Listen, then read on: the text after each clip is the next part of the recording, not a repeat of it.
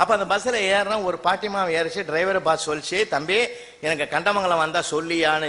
சரி சரி பாட்டி, என் கண்ணெதிரிக்க உட்காருன்னா. அதே மாதிரி உட்காந்துது. அது இந்த டிரைவர் என்ன பண்ணிட்டு, நான் தூங்கிவிட்டேன், அந்த பாட்டியும் தூங்கிடுச்சு. கண்டக்டர் கிட்ட பேசுனதுனால டிரைவரும் மறந்துவிட்டாரு. கண்டமங்கலம் தாண்டி 2 கிலோமீட்டர் போட்டுது.